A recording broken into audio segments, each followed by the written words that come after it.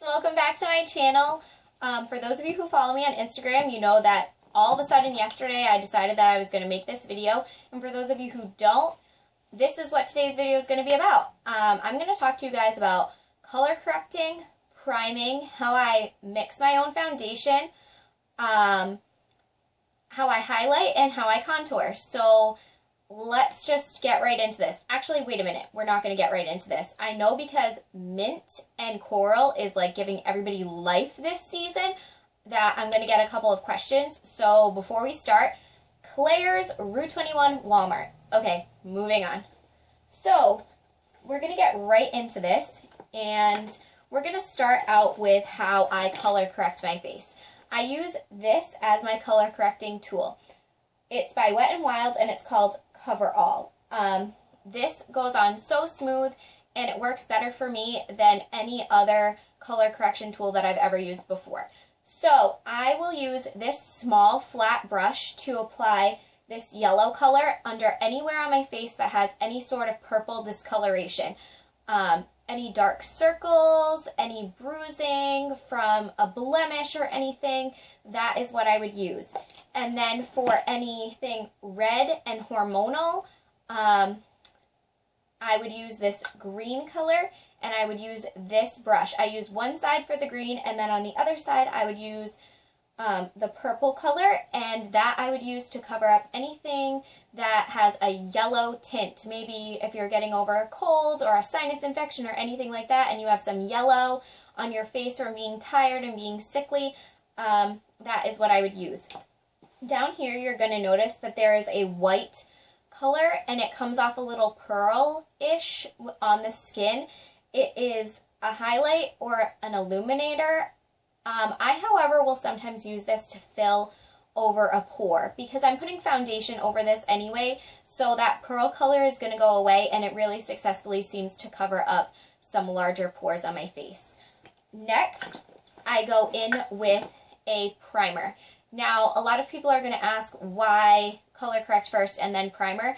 The color correction tool that I use is amazing, and it works great on my skin. However, it doesn't seem to really cover as well if I put my primer on first. So anywhere that I have not used my correction tool, I'm going to go in with a primer. I use this on my nose because my nose is extremely oily in comparison to the rest of my face, and that is where I have a lot of my, hormonal problems that a lot of us have with oil or blemishes or anything. So this really has helped me out a lot. This is the Hard Candy Primer, and it's shine free. A lot of my friends who have oilier skin use this all over their face. After I had suggested it to them, they have called me up and said, oh my gosh, like this really has changed my skin. I break out a lot less. I'm a lot less oily. And I found that too. Even though I don't have super, super oily skin all over my face, on my nose, it has very much helped. This is Cover All Primer, and it's Base Day Tint. I don't know how to say that, guys. Anyway, I wasn't going to use this, but I figured, why not? It came with my color correction wheel, and it's also by Wet n Wild, obviously. And I use this all over the rest of my face because it seems to work great. The rest of my face is either normal to dry to super dry, and this seems to prime my face beautifully and work extremely well underneath my foundation. I apply my primer with my hands. I make sure before I start applying my makeup that I clean my hands extremely well because I use them not only to apply my primer but to mix my foundation on the back of my hand. So that's what we're going to roll into next, is my foundation. My foundation is True Blend by CoverGirl, and I use shade Medium Light. It's M2 for anybody who's wondering. I would use one pump of this on the back of my hand, and then I would go in with this brush, and I would dab it, and I would apply it just very lightly on my nose. My nose, because of its oilier nature, does take my foundation differently than the rest of my face, so I do not do the next step for applying it to my nose. The next step would be mixing in this BB cream, and it's Dream Fresh, and it's by Maybelline, and I mix in about a pea size of that I will put an extra pump of this onto the back of my hand, and then, you guys guessed it, this goes on the back of my hand, and I mix it all together, and then I apply my foundation all over my face with this brush in small circular motions, really blending it into my skin. After that, I do let it set for a second and oxidize. It will get a teeny bit darker, but I also let it dry because it gets a little creamier almost when it's dry and a little less liquidy. It feels almost more like a cream foundation on my skin at least, and it could have a lot to do with the primer. I'm not sure because I have only used it a few times without priming my skin, but it seemed to have the same effect. So then I would go in with my contour and highlight, which will be my first video when I can finally film tutorials. Yay! So this way you guys will already know what I use, and if you want to use the same products as me when you're watching that video, you will already know what I have, so you are all set and ready to go. All I use is color correction on my skin before I go in with my foundation. I do not use a cover-up or a concealer or anything like that. So all of my other color correcting or concealing will be done during this step.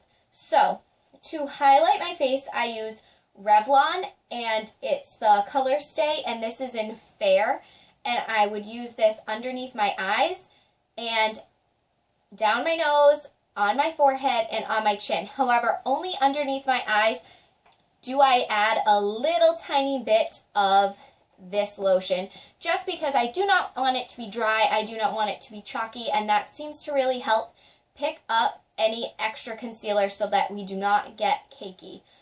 I use actually a little old-fashioned triangular or whatever shape that is makeup sponge to blot it in, and then after I do that, if I need a little extra coverage underneath my eyes, I will put a couple of little dots just with this little sponge applicator, and I will blend it out with my finger. After that is on, I contour.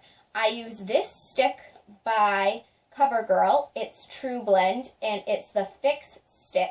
I believe that this is intended to be a concealer, but I use it to contour my face. This is in medium deep. I use this around my forehead, I use this underneath my cheekbone, I use this around my nose, and a little tiny bit underneath my lip just to accentuate and make my lips look a little bit bigger because they are extremely small. After all of that is on, then I go in with my powders and I set.